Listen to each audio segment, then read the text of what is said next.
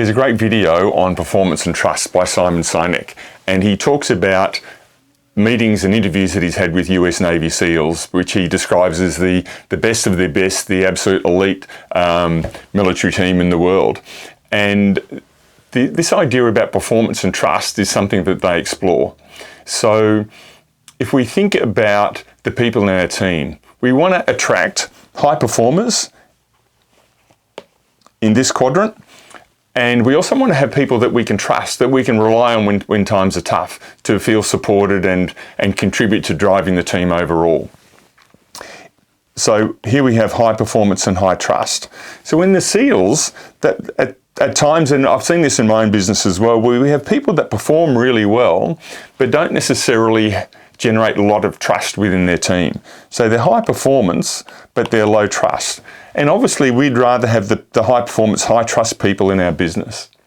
What the SEALs have found, which is interesting though, is that they would rather have someone at this level where they're moderate performers, but high trust, than the high performance, low trust individual.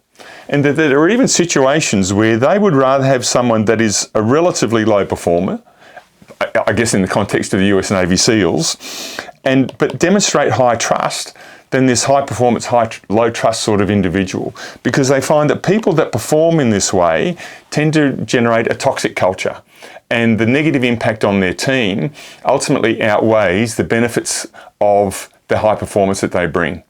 I've seen this in my own business, where we had a really high performer who brought in the numbers, but they weren't a great person. And yet we kept them on longer than we should, because our feeling was that by keeping them, if we let them go, we would just start to lose too much.